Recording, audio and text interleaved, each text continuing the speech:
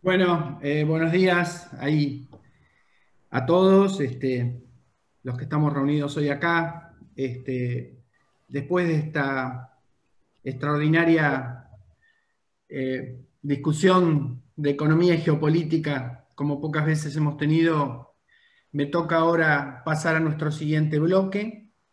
En este bloque vamos a tener el gran gusto de tener a tres excelentes amigos y destacados economistas de la región, que como pocos saben lo que yo llamo la macro y la micro de América Latina, desde una posición muy privilegiada.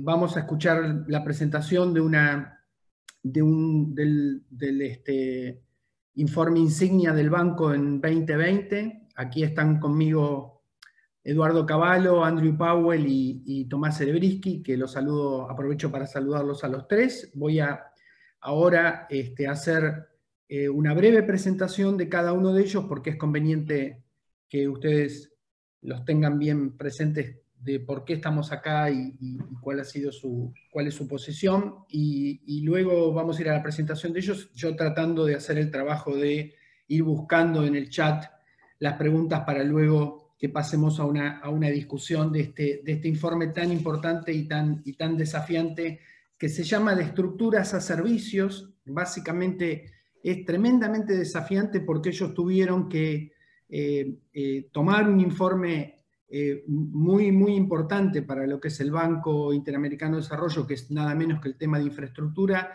y ponerlo en la frontera de lo que es el pensamiento con una perspectiva nueva, y vamos a ver ahora un poquito las presentaciones. Déjenme brevemente hacer una presentación de ellos en el orden en que van a exponer.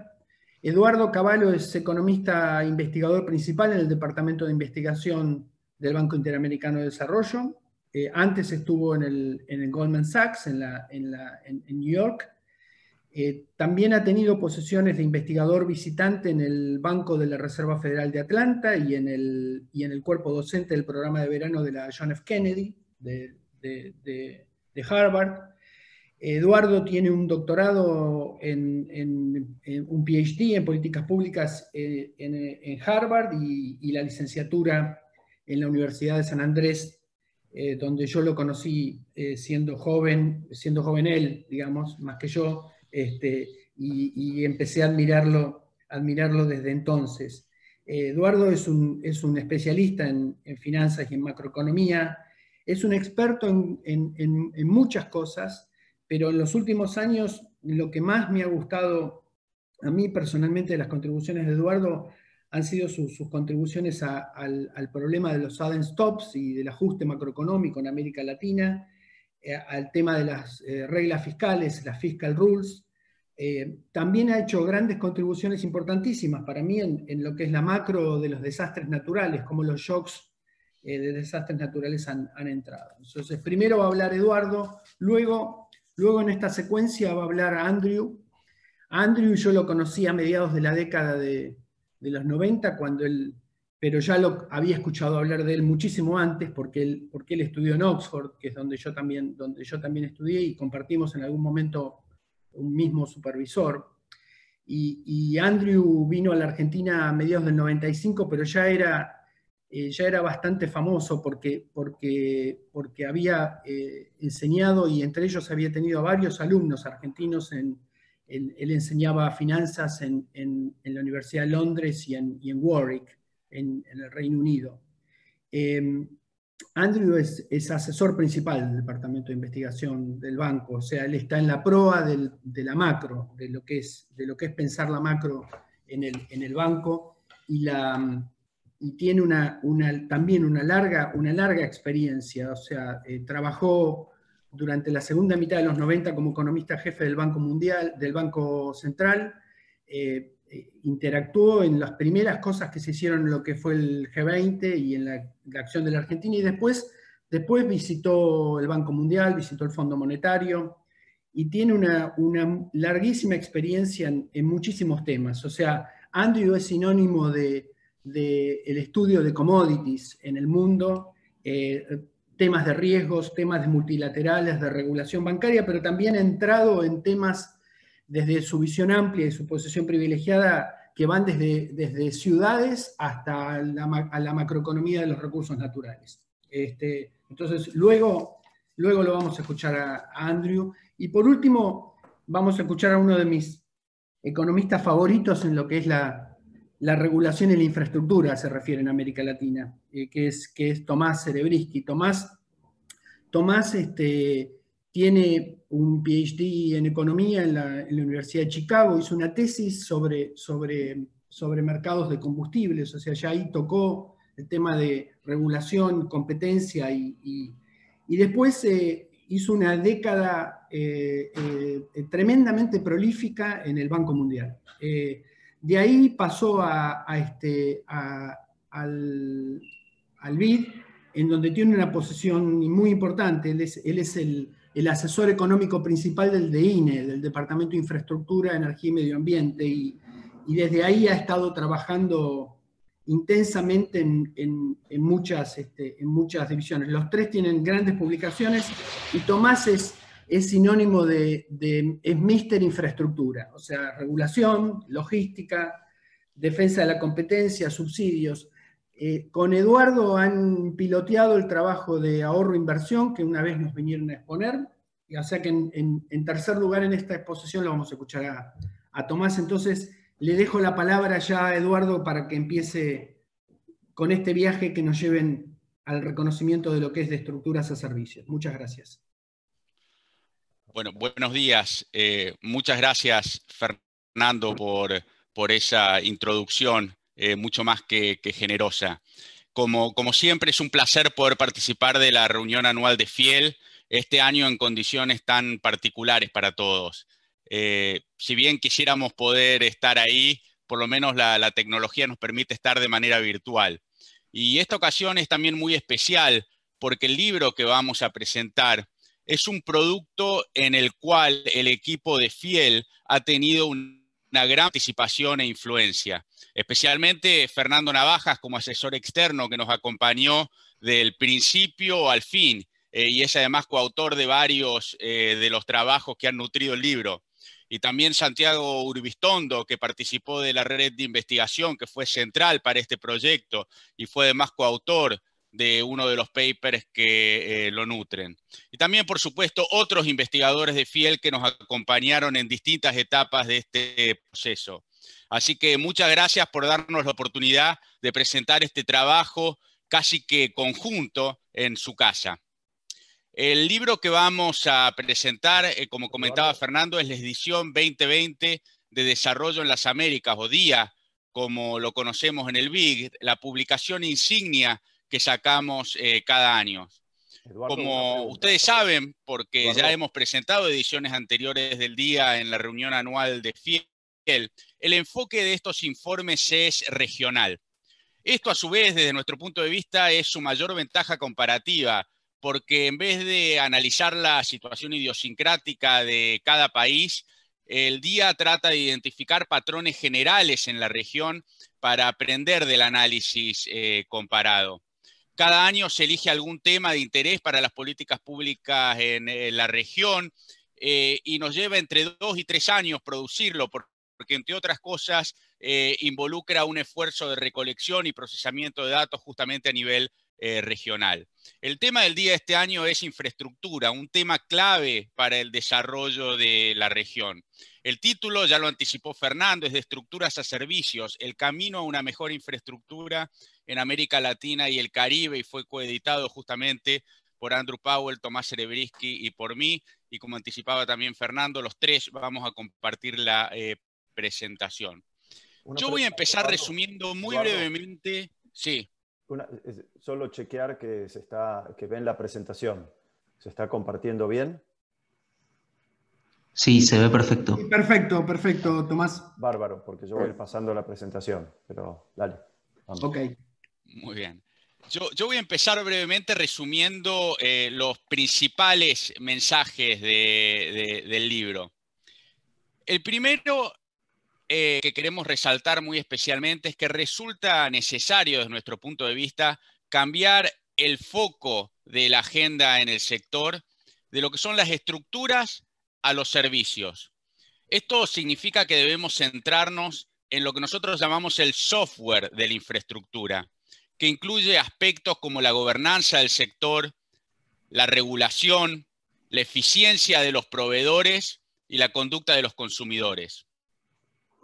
Otro mensaje importante es que América Latina y el Caribe debe invertir más e invertir mejor.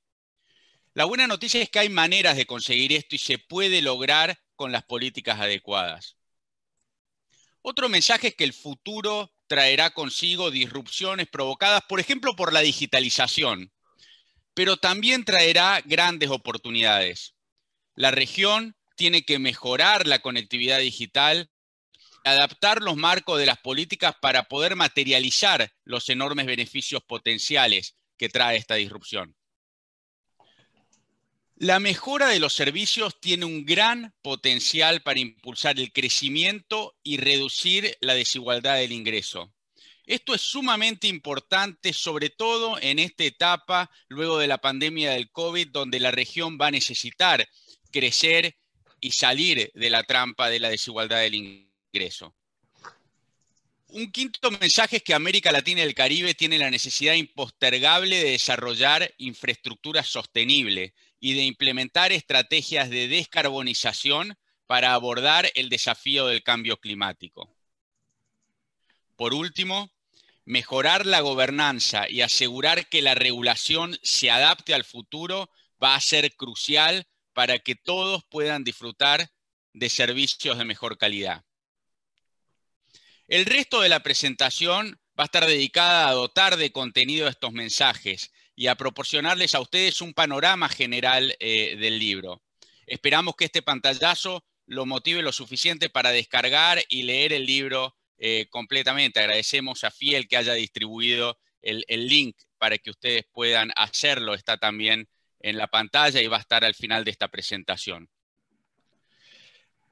El punto de partida de estos mensajes que he presentado es el cambio del enfoque de estructuras a servicios. Si bien como consumidores utilizamos los servicios de infraestructura todo el tiempo, en los debates de las políticas generalmente consideramos únicamente a las estructuras. Las estructuras son el hardware del sector, las plantas de tratamiento de agua y alcantarillado, las centrales eléctricas, las líneas de alto voltaje, las vías de ferrocarril, rutas, túneles, etc.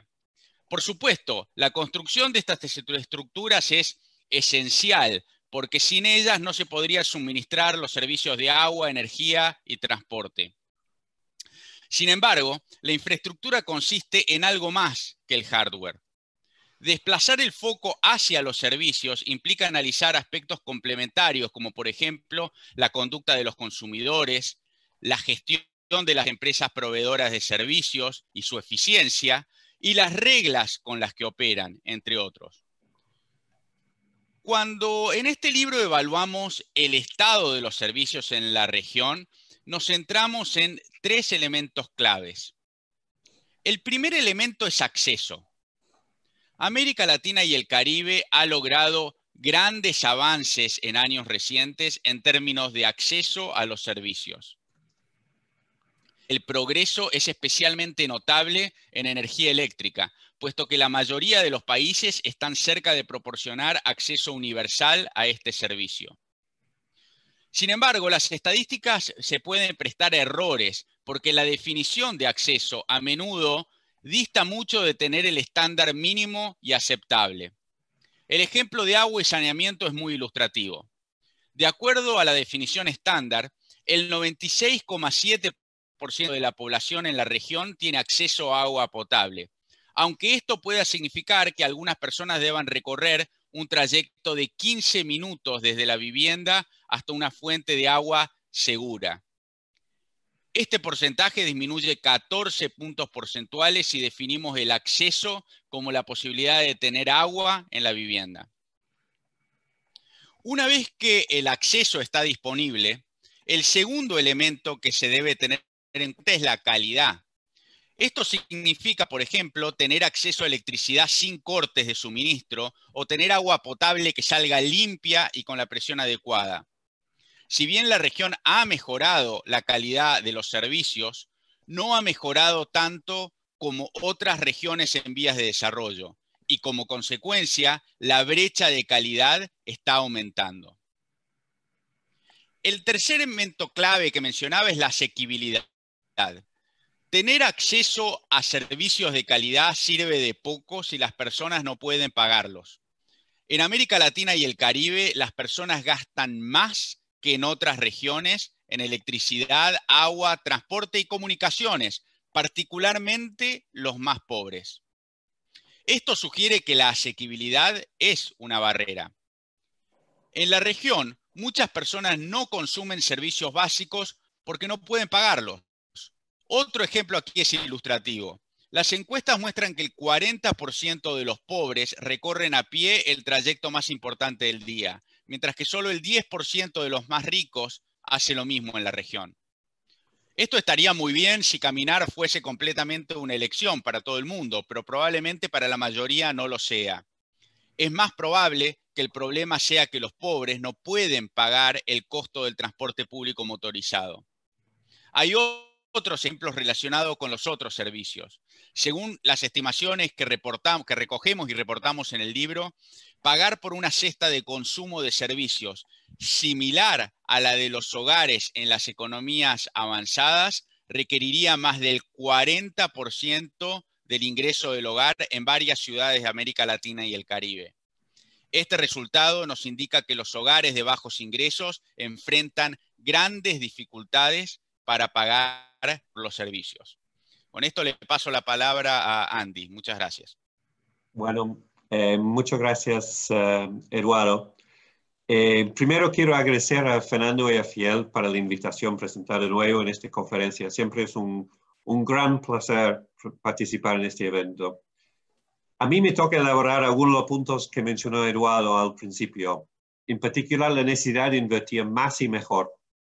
Y luego, cómo pensamos que los mercados de servicios van a cambiar fundamentalmente, dado importantes fuerzas o tendencias. Luego, Tomás va a concluir con algunas ideas más específicas sobre políticas y recomendaciones. Entonces, primero, América Latina y el Caribe tiene que invertir más en sus servicios básicos para mejorar el acceso y la calidad. Invertir más es crucial para cerrar las brechas de infraestructura existentes que ha mencionado Eduardo. Incluso antes de la COVID, la inversión en infraestructura era baja, con un promedio de solo 2,8% del PIB entre 2008 y 2017. Y, por ejemplo, muy por debajo de Asia Oriental y el Pacífico y de Oriente Medio y del norte de África. Y esta falta de inversión ha aumentado la brecha de infraestructura en relación con otras regiones. La inversión pública es baja, no más que 2% del PIB a lo largo de ese periodo, y la inversión privada es incluso más baja todavía, menos de 1% del PIB en promedio. Además, la inversión pública y privada ha disminuido a lo largo del tiempo, con un sesgo claro en contra de las inversiones financiadas por el gasto público. En gran medida, la escasa inversión privada está muy relacionada con la mala calidad del marco de inversión, una falta de planificación adecuada, una mala gobernanza y una implementación deficiente afectan negativamente la inversión, cualquiera sea el medio utilizado para concretarse. Por ejemplo, de una muestra de 200 proyectos de inversión en América Latina y el Caribe, encontramos que se cancelaron 36, mientras que 162 experimentaron retrasos, en muchos casos por no gestionar adecuadamente los problemas sociales. Aunque parezca increíble, estimamos que un 35% de la inversión pública en infraestructura puede perderse en sobrecostos y retrasos. Dado que la inversión pública en infraestructura de la región fue de 2,3% entre 2008 y 2017, inversión por año, el ahorro potencial de eliminar los sobrecostos y retrasos podría llegar hasta el 0.65% del PIB por año. El punto central acá es que la cantidad y la calidad van juntas. Tiene escaso sentido aumentar la inversión a menos que la calidad sea buena. Por otro lado, las reformas para mejorar la calidad también deberían atraer más inversión, sobre todo inversión privada. Entonces, ahora lo voy a cambiar y consideramos ahora en el libro lo que denominamos fuerzas del cambio para el futuro. El primero se ha vuelto aún más urgente debido al COVID-19, que está agravando los altos niveles de desigualdad preexistentes en la región. Frente a ello, la región debe mejorar tanto la calidad como la asequibilidad de los servicios. No basta tener acceso a un autobús moderno si este llega tarde, si es caro y transporta demasiados pasajeros. No basta con tener un grifo para el agua en la cocina si la calidad del agua que sale por allí es tal que hay que comprar agua embotellada para beber y cocinar. El alza de los precios de los servicios de transporte en un contexto en el cual la gente considera que los servicios son caros y deficientes detonó las protestas y malestar social primero en Brasil y luego en Chile en 2019. Segundo, el cambio climático es una fuerza de cambio muy importante. En los últimos 50 años, la frecuencia de los desastres naturales en América Latina y el Caribe se ha triplicado. Y los daños económicos en los caminos, los edificios, la maquinaria y los equipos de cultivos se han disparado. De cerca de $7.000 millones en la década de los 70 hasta $100.000 millones en la última década, analizado en el gráfico. Si bien hay un debate entre los científicos acerca de si la frecuencia o la intensidad de los desastres naturales aumentará y por qué, a estas alturas la temporada de huracanes de 2020 ya no tiene precedentes en términos del número de las tormentas y todavía la temporada sigue. Los desastres naturales afectan a las estructuras y también al suministro de los servicios. No solo las tormentas, sino también, por ejemplo, las sequías reducen la capacidad de generación de energía hidroeléctrica, lo que provoca cortes de electricidad. Y a su vez, las precipitaciones extremas pueden contaminar el agua y aumentar la transmisión de enfermedades. En el libro se sostiene que el tiempo para actuar se está acabando y hay que adoptar medidas decisivas para avanzar hacia cero emisiones netas de carbono.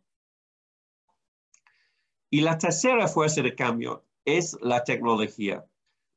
Intentar predecir el futuro ante un rápido cambio tecnológico es una tarea muy difícil. Se me fue el pantalón de ayer, la calza. Hay muchos caminos diferentes que el mundo podría tomar. Sí, en este gráfico es lo que se les ocurrió a nuestros diseñadores para ilustrar los distintos caminos posibles. Resulta difícil separar acá la realidad de la ficción. Entonces nosotros decidimos construir escenarios concretos, combinando avances tecnológicos con diferentes respuestas políticas. Nos dimos cuenta a lo largo de este razonamiento que las políticas son cruciales para el futuro y que el cambio tecnológico podría ser una fuerza en aras del bien, pero que también hay peligros que hay que evitar. Ahora bien, la tecnología y la innovación se presentan bajo diversas formas, pero un elemento común a todos es la digitalización. Esto incluye la conectividad, la recopilación y análisis de los datos, el uso inteligente de estos datos, posiblemente mediante la inteligencia artificial u otras técnicas, y por lo tanto información con mucho mejor calidad, además de la posibilidad de controlar todo tipo de sistemas y máquinas en tiempo real. Todos estos cambios impulsan la capacidad para responder a las señales del precio, suponiendo que estas señales existen. Por ejemplo, pensamos sobre la electricidad. Los costos de generar energía solar y eólica están disminuyendo rápidamente. América Latina sigue la tendencia. En muchos casos, sus precios bajos han marcado récords. Este gráfico muestra cómo ha disminuido los costos de las baterías, aunque podría haberles mostrado los costos de los paneles solares o de las turbinas eólicas, tecnologías cuyos costos también han disminuido. La combinación de la reducción del precio de la energía renovable con el menor costo de almacenamiento junto con la digitalización está provocando un fuerte impulso hacia la descentralización de la producción, donde las empresas y los hogares van a generar cada vez más su propia energía. La digitalización es la clave para gestionar el proceso de la descentralización y es la llave que abre la puerta para que los consumidores asuman el control, para que gestionen su demanda y su oferta en tiempo real.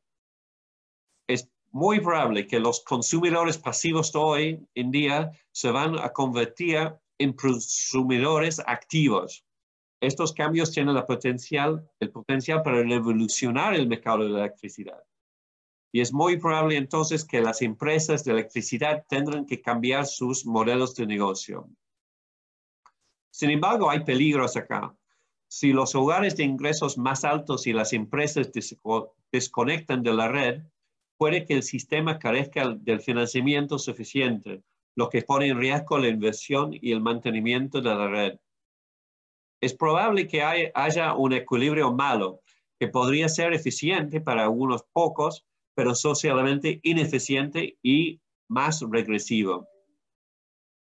Puede que haya algunos desafíos muy difíciles en el horizonte, que van a requerir una gestión de política regulatoria adecuada para evitar que la tecnología genere un futuro distópico.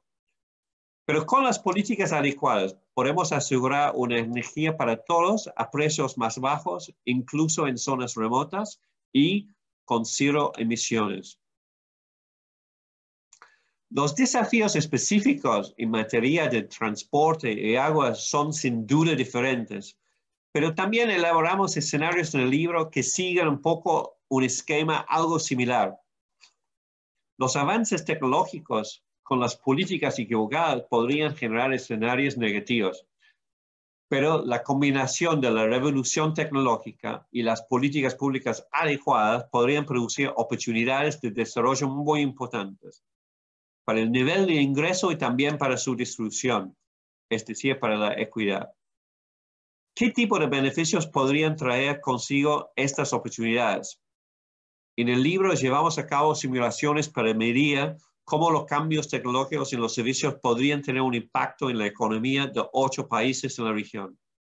Los resultados sugieren que la digitalización de los servicios favorecería al crecimiento económico. Por ejemplo, un aumento del 5% en la eficiencia productiva de los servicios, un supuesto bastante modesto, podría impulsar un aumento de $200.000 millones en el PIB a lo largo de una década, equivalente a 3,5% del PIB de la región. Además, el cambio tecnológico debería apoyar el crecimiento inclusivo y mejorar la distribución del ingreso. Las simulaciones sugieren que el ingreso de todos los hogares aumentaría, pero que el ingreso real de los hogares más pobres podría mejorar aún más. Los precios deberían disminuir a medida que bajen los costos y los beneficios deberían ser mayores para los hogares más pobres que gastan un porcentaje mayor de su ingreso en servicios básicos. Sin embargo, para aprovechar estos cambios se requiere conectividad. Desafortunadamente, nuestra región está rezagada. Para un amplio sector de la población, conectarse es imposible y la infraestructura digital no existe o conectarse a ella es demasiado caro. Entonces, se requiere urgentemente una agenda digital. Esto implica diseñar planes nacionales de banda ancha que facilitan el acceso abierto a la infraestructura y que promuevan la competencia. Es posible que eso van a necesitar subsidios bien focalizados para asegurar el acceso universal. En el libro se resumen ejemplos de políticas en algunos países en ese sentido. Por último, la educación digital será necesaria para que los usuarios aprovechen las numerosas oportunidades que brinda la tecnología. Ahora paso la palabra a Tomás para la tercera parte de la presentación. Gracias. Gracias, Andy. Muy buenos días a todos. Yo continúo con la tercera parte de la presentación. Entonces, América Latina, o sea, cerrar la brecha de infraestructura en América Latina y el Caribe requiere un aumento tanto de la inversión pública como de la privada. El rol de la inversión pública es innegable. El desafío de la región será revertir el sesgo existente contra la inversión pública que caracteriza las políticas de gasto en América Latina. Y dadas las tendencias que muestran una reducción de la inversión pública en infraestructura, la inversión privada debe jugar un rol importante para cerrar la brecha de infraestructura. Desde luego, la inversión privada debe producirse donde tenga sentido económico, es decir, en proyectos con altas tasas de rentabilidad social y donde el sector privado pueda innovar y brindar servicios de mejor calidad y más eficientes. Los proyectos de APPs deben implementarse dentro de marcos de gestión fiscal adecuados que valoren e informen los pasivos contingentes. Hay abundante espacio para que la inversión privada aumente. Actualmente los bancos comerciales gestionan la mayor parte del financiamiento privado de infraestructura. Sin embargo, los inversores institucionales, que son candidatos ideales para financiar la infraestructura, solo explican o representan el 1% del financiamiento total. Y en el libro mostramos que si los inversores institucionales destinaran el 5% de los activos bajo su gestión, la inversión privada en la región podría duplicarse. La pregunta relevante es, ¿cómo se logra eso?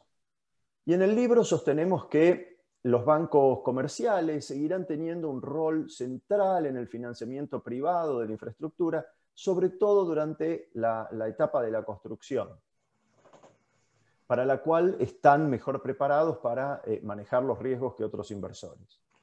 Sin embargo, una vez que se haya terminado la fase de construcción y los riesgos asociados disminuyan, se podrían emitir bonos respaldados por la rentabilidad de la operación del activo, lo que permitiría la entrada de inversores institucionales, liberando así recursos para que los bancos comerciales puedan financiar nuevos proyectos.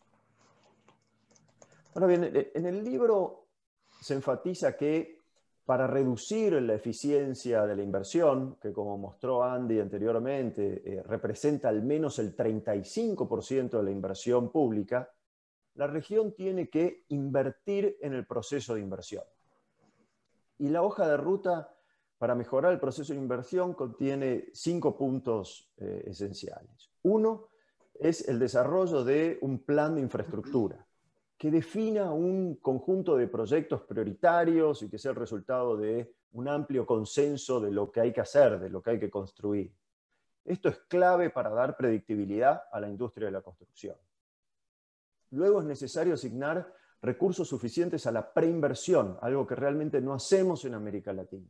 Y esto es necesario para reducir las contingencias y los sobrecostos. Luego, estimular la competencia y la innovación siempre que sea posible. Por ejemplo, modificando el sistema de criterios de selección basados en insumos, por ejemplo en ítems de obra, y precios más bajos, para pasar a premiar los criterios que priorizan la calidad del servicio, es decir, los outputs. Luego es necesario priorizar el mantenimiento, por ejemplo, con contratos que reúnen, que juntan en un paquete la rehabilitación y el mantenimiento. Este es un ámbito en el cual la región tiene probada experiencia, por ejemplo, con los contratos crema en el sector vial.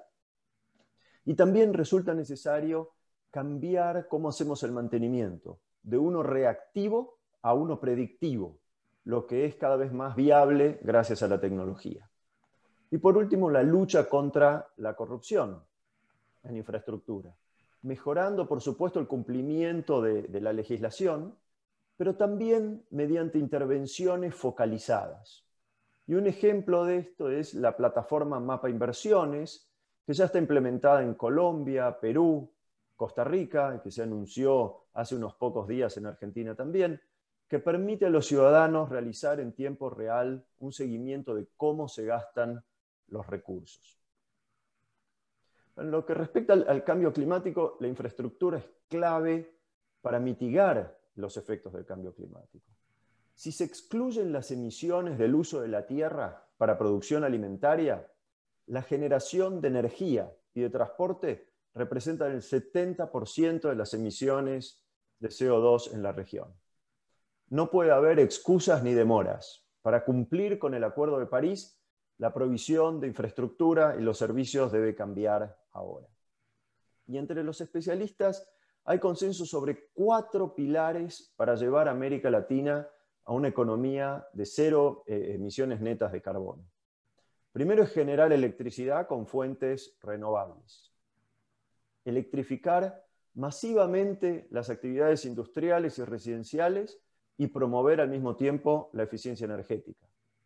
Aumentar el uso del transporte público y no motorizado y restaurar los ecosistemas con alta capacidad de absorción de carbono.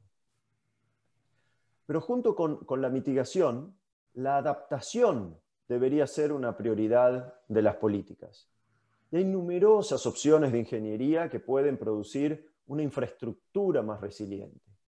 Construir activos, es decir, estructuras resilientes, como por ejemplo elevar un camino, añade, de acuerdo a lo que encontramos en el libro, en promedio un 5% a los costos de los proyectos. Estos costos se compensan por una disminución de los costos de mantenimiento y reparación y evitando el impacto de la interrupción de los servicios. Por supuesto que el 5% de un proyecto multimillonario equivale a mucho dinero, pero sin embargo, en comparación con el 35% que se pierde por una inversión ineficiente, es muy poco. La regulación es clave para que los dividendos del cambio tecnológico lleguen a todos los consumidores. En numerosos mercados de infraestructura, las mejoras de eficiencia por sí solas no generarán una reducción de los precios. Las empresas proveedoras de muchos de los servicios de infraestructura tienden a ser monopolios y si de ellas dependiera, capturarían todas las mejoras de eficiencia. Es decir, en términos económicos, podría haber un margen entre precios y costos marginales. Si esto llega a suceder, en el libro mostramos que el impacto de las mejoras de eficiencia, que sin margen entre precios y costos podría generar, como mostró Andy, un 3,5% de crecimiento adicional a lo largo de 10 años, disminuiría a solo un 1,8% si se permite ese margen de beneficios, esa diferencia entre precios y costos. Y el resultado que es malo es que los resultados en términos de inclusión podrían incluso ser negativos, porque los pobres gastan una mayor proporción de su ingreso en los servicios públicos.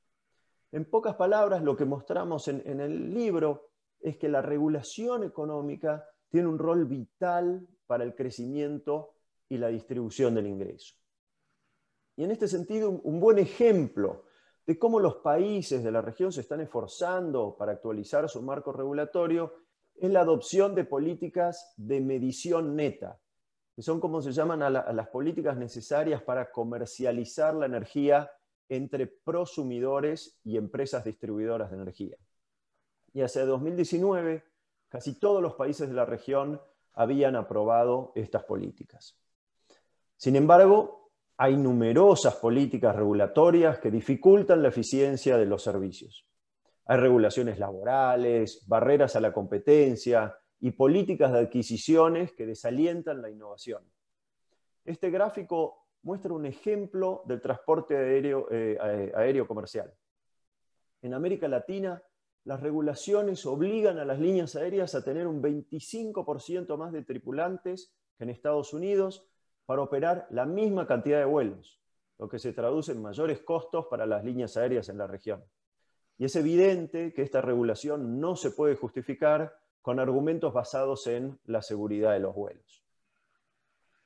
Lo que está claro es que en el futuro los marcos regulatorios deben adaptarse a los tiempos cambiantes. El status quo, que está en vigor desde los años 90, ha consistido en tener un regulador independiente por servicio. Sin embargo, las fronteras entre los sectores se están volviendo borrosas.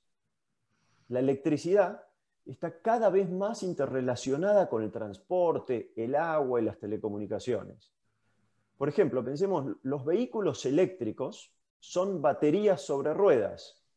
Entonces, la regulación sobre el almacenamiento, el flujo de la electricidad, determinará la adopción de los vehículos eléctricos. Pero esto, a su vez, influirá en las necesidades de inversión en la red de distribución eléctrica. Pensemos también en los datos, que serán cada vez más importantes para optimizar el suministro e implementar programas de gestión de la demanda. Estos datos serán propiedad de las empresas de telecomunicaciones o estarán gestionados por ellas. Entonces es por esto que la colaboración entre las instituciones regulatorias ha cobrado más importancia que nunca.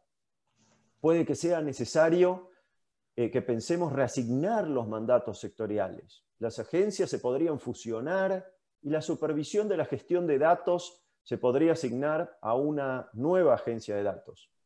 La mejor solución dependerá, por supuesto, del contexto de cada país.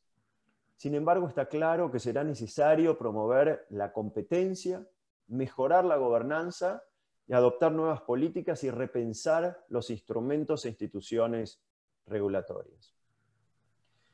Y concluyo diciendo que el libro y un amplio conjunto de documentos de antecedentes y otros materiales de apoyo están disponibles en el enlace que ven en esta diapositiva. Bueno, les agradecemos muchísimo su atención y quedamos a la espera de preguntas y comentarios. Muchísimas gracias. Bueno, muchas gracias, Eduardo, Andy y Tomás. Muy clara la presentación. Yo voy a, antes de que entremos en las preguntas, les quiero pasar un aviso, que es que al final de este bloque vamos a tener un break de 10 minutos. Así está puesto en el programa. No se vayan o quédense dando vueltas por ahí, pero como que 11:10 empezaríamos. Eso lo digo ahora para no olvidarme. Yo tengo mis preguntas, pero voy a hacer, digamos, mi trabajo de tratar de hacer el bridge. Hay 3 preguntas que fueron puestas en el transcurso de la exposición y que van a algunos de los temas que ustedes han estado tocando. Ustedes han sido tan inteligentes de cambiarse los temas entre ustedes, porque uno sabe que es el experto en tal cosa, el otro fue el que lo puso y esas cosas por el estilo. Pero hay 2 preguntas que van al tema climático, al tema del cambio climático.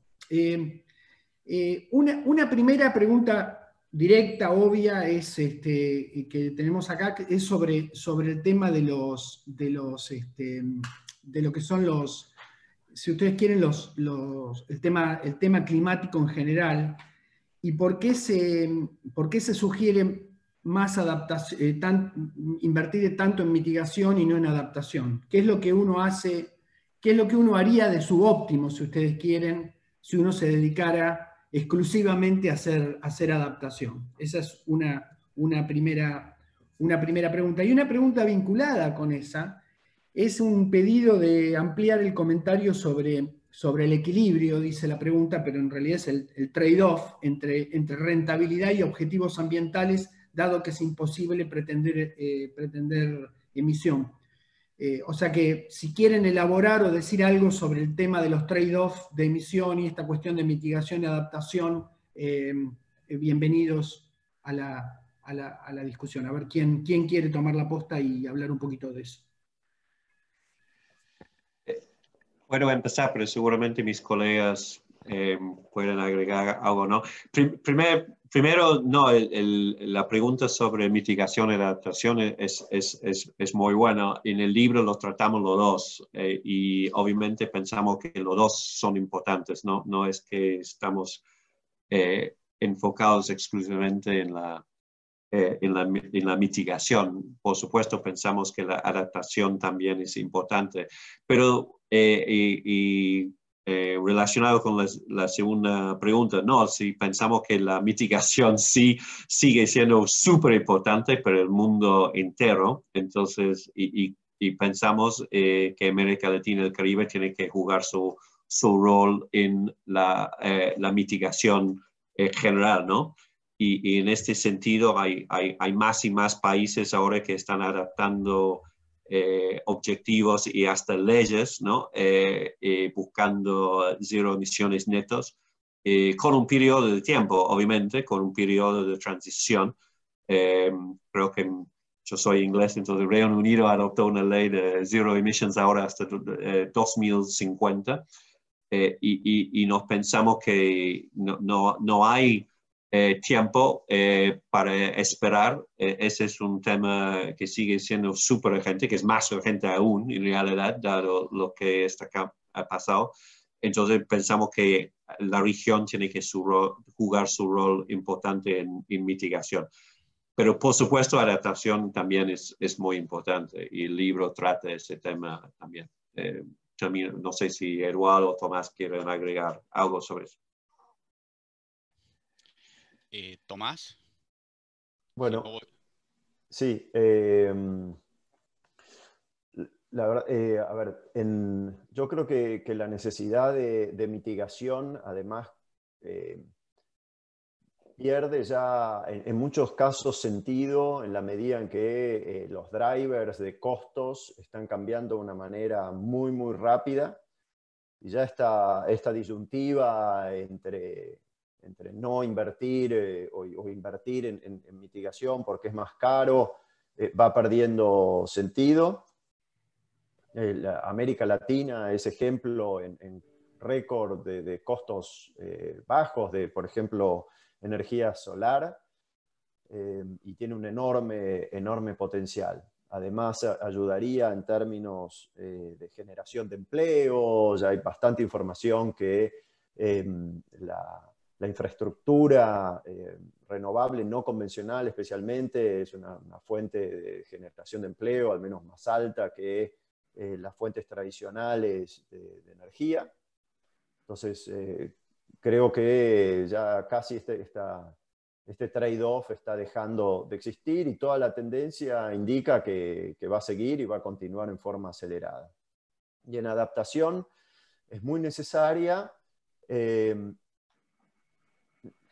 Creo que, digamos, pero no toda la adaptación a toda la infraestructura. Ahí tenemos que ser, y dado especialmente que se invierte muy poco en la región en infraestructura, y que a nivel de proyecto el delta de adaptación existe, es decir, existe un costo extra para la infraestructura, hay que ser muy cuidadoso. Eso requiere una planificación muy detallada, utilizando técnicas de decisión, ¿no? bajo incertidumbre, planificar las redes e identificar exactamente dónde hay que invertir en adaptación para evitar, por ejemplo, que se interrumpan los servicios. Entonces, clave nuevamente es una muy buena planificación de infraestructura, en este caso en adaptación. Sí, y por último, solamente para enfatizar un punto, ¿por qué se propone también invertir en mitigación? No nos olvidemos que están los acuerdos de París, están los compromisos que los países han asumido en el contexto del Acuerdo de París, y tenemos que ir en la dirección de mitigar las contribuciones que hacemos a las emisiones netas de carbono. Por lo tanto, ambos aspectos son importantes, como dijeron mis colegas, y en el libro los tratamos a los dos. Muchas gracias.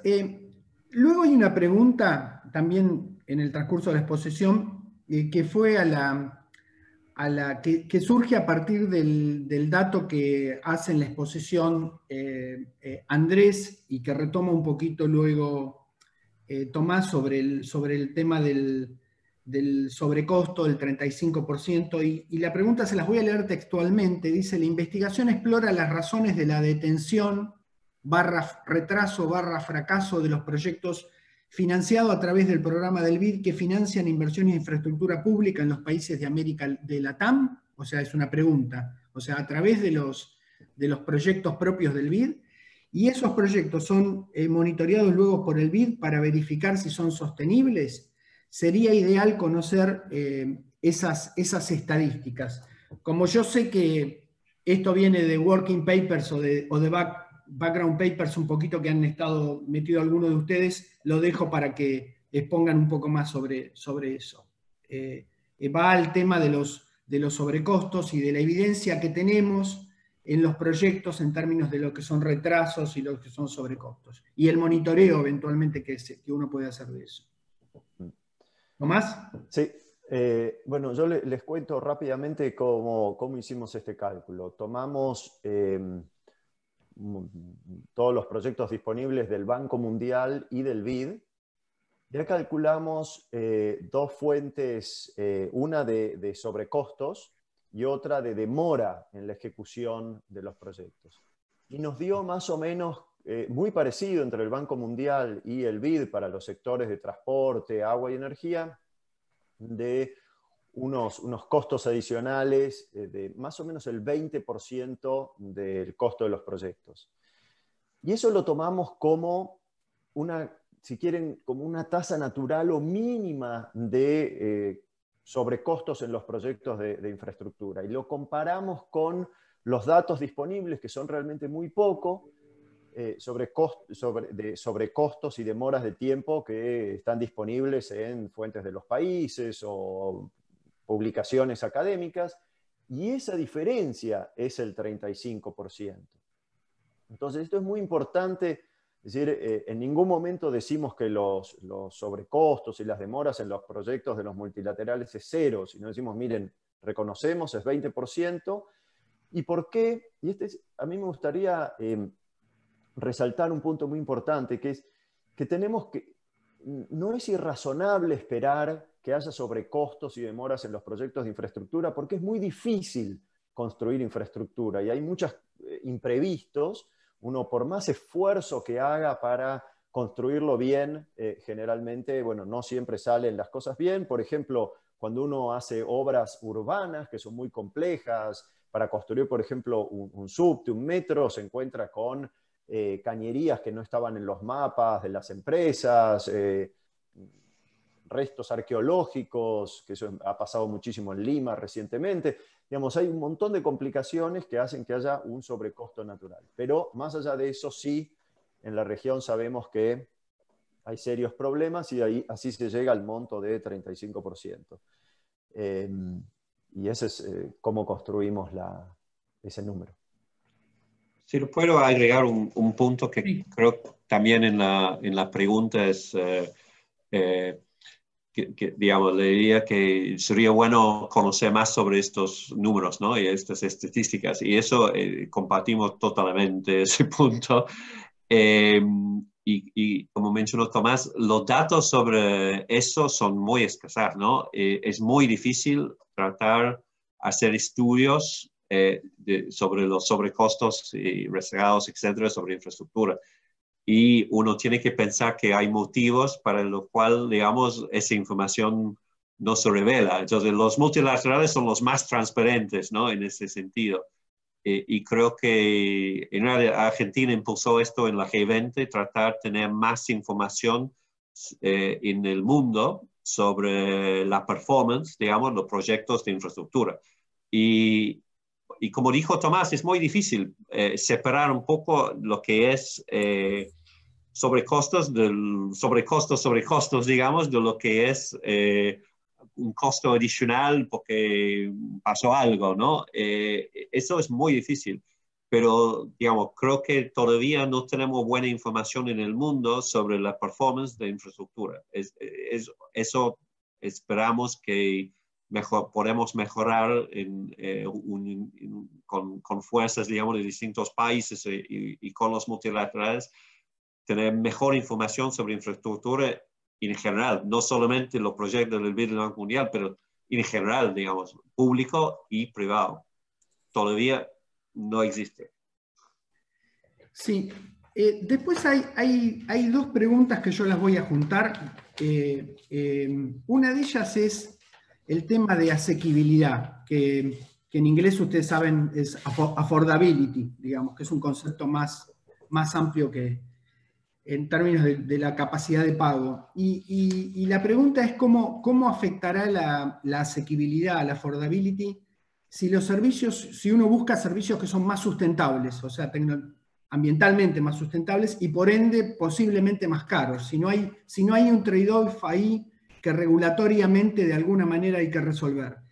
Y esa pregunta la voy a juntar con una que hace mi amigo Ricardo Desi, sobre que yo creo que está vinculada también con esta cuestión de dualidad de tipos de consumidores y de la tecnología llevando a una cosa eventualmente distópica o desigual, y la respuesta de la regulación, tal vez vinculado con el tema que ustedes dijeron de repensar la regulación, etc. Y él dice textualmente, dice, si los consumidores de energía eléctrica serían más activos, por ejemplo en Two Ways, que es obviamente los flujos y toman y aportan, no habría una nueva desigualdad entre ricos o educados y pobres que pasarían a tener una de las pocas utilities de que hoy disponen los pobres en general, a diferencia de cloacas.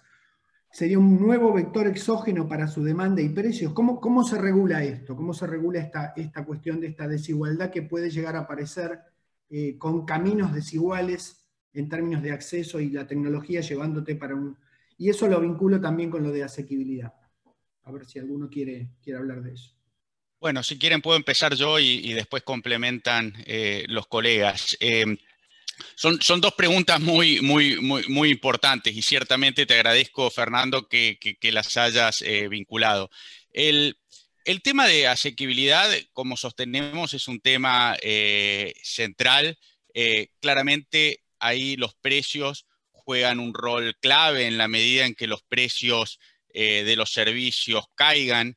Eso también beneficia más a los segmentos de más bajos ingresos, justamente porque ellos gastan una proporción mayor de sus ingresos en pagar por servicios de infraestructura. Pero la pregunta estaba vinculada a si no existe esta disyuntiva entre los objetivos ambientales o la infraestructura sostenible y la asequibilidad. Y lo que nosotros planteamos, y justamente con Tomás y con otro colega, Juan Pablo Brichetti, que también en el pasado ha trabajado en Fiel, hace poco publicamos una nota en la que decimos que esto aparece hoy ya como una falsa disyuntiva, justamente por lo que mencionaba Tomás, de que los costos de generación de la energía solar y la energía eólica, por ejemplo, vienen cayendo a una tasa récord y la región es pionera en esa dimensión. Por lo tanto, en la medida en que esos avances se sigan dando, la idea de que incorporar una matriz energética verde o una matriz energética basada en energías limpias va a afectar negativamente los precios, es algo que no se verifica en los datos. Claro, esto no va a ocurrir por sí solo. Se necesita una buena regulación, que es algo en lo que insistimos permanentemente en el libro, porque a través de la buena regulación es que los avances en la eficiencia van a poder traducirse a menores precios. Por lo tanto, esta oportunidad que aparece es una oportunidad que tenemos que apuntalar con buenas políticas públicas, con buena regulación y realmente pensando en estos temas de manera central, y por eso nosotros lo ponemos en la agenda de los temas del libro. Bueno, lo dejo acá por si lo quieren complementar los colegas. Sí, a mí Gracias. me gustaría complementar, que es un punto muy importante que hacemos en el libro, y la verdad que las dos preguntas súper buenas.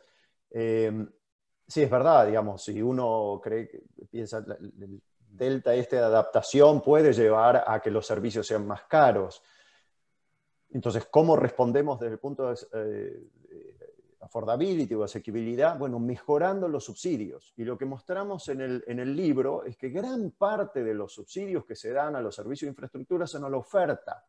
Es decir, están muy mal focalizados. Y ya tenemos la capacidad, y más ahora, de identificar a los usuarios con la tecnología, bueno, movámonos lo máximo posible a subsidios a la demanda, ¿no? En eso el sector de infraestructura está mucho más rezagado comparado con el sector social, ¿no? Donde ya hay muchos esquemas de subsidio mucho más focalizados. Y también la otra pregunta es muy relevante respecto de cuál es el rol de la regulación y si va a mejorar o empeorar la asequibilidad. Bueno, tenemos el caso de California, que es muy interesante. En California, la adopción de paneles solares es muy importante. Hay un gran porcentaje de la electricidad que se genera por energía distribuida, ¿sí? Vía las empresas o los hogares generan su propia energía. Ahora, por cómo está diseñada la regulación, esto ha hecho que caiga la demanda de electricidad, y por cómo está diseñada la regulación, para que las utilities, las empresas recuperen el costo, ha subido la tarifa media. Pero ¿quién termina pagando más por la tarifa media? Y los hogares con menos ingresos, los más pobres, que no pueden pagar la instalación de paneles solares. Entonces, nuevamente aquí la regulación es la clave, y el mensaje es: tenemos que cambiar la regulación tradicional. O sea, el esquema tarifario hoy de los servicios eléctricos es incompatible con las tendencias hacia la descentralización de la energía y, por ejemplo, la adopción de vehículos eléctricos. Entonces, claramente tenemos que empezar a cambiar hoy cómo se regulan las tarifas de electricidad. Sí, ya deberíamos estar cerrando, pero quería contarles que en el momento en que empezaron a exponer sobre cómo entrar sobre esto, justo entró un comentario de... entraron un par de comentarios. Uno apunta a es nada más ni nada menos que Ricardo Torres, que de esto sabe un poquito, que el tema de diferenciación tarifaria uno debería tomarlo por el diseño adecuado de la tarifa social, que es un poco lo que Tomás estaba justo, y el libro, en eso hay cosas importantes. Y luego Tomás fue un poco más allá con la cuestión de la necesidad de mejorar el diseño tarifario, acorde al mundo que se viene. Pero hay una última pregunta, y con esto termino, de Enrique Llevas, que dice: ¿qué opinan ustedes de los consejos de políticas de infraestructura de Chile, UK y Australia? En este sentido, a ver si pueden decir algo. Y con esto terminamos. Andy. Sobre el punto anterior, si puedo rápidamente, sí. Yo creo que también de acuerdo con todo lo que ustedes dijeron, pero hay mucho para hacer todavía, ¿no? Y la tecnología sigue cambiando. Entonces, en el libro hacemos el punto que tenemos que estudiar más todavía y mantener cierta flexibilidad, ¿no? Porque no es un problema tan fácil, ¿no? Lo que estuvimos diciendo. Yo creo que en favor de los consejos como explicó Tomás en su parte de la presentación, necesitamos mejorar muchísimo, ¿no? Todo el tema de la planificación y la implementación de los planes de infraestructura. Entonces, en general, me parece que los consejos son buenos en ese sentido. Creo que en América Latina uno tiene que pensar sobre la institucionalidad, ¿no? de estos consejos, cómo se puede hacerlo bien y que tienen cierta independencia de los gobiernos. Espero que el BID o el Banco Mundial o otros multilaterales puedan tener cierto rol ahí también, pero en general me parece que tenemos que mejorar muchísimo la planificación y los consejos y todo lo que podemos hacer para tener una buena planificación para la infraestructura para el futuro sería un avance. Perfecto. Bueno, muy bien. Con esto entonces me quedan agradecerles mucho a los tres y a todos los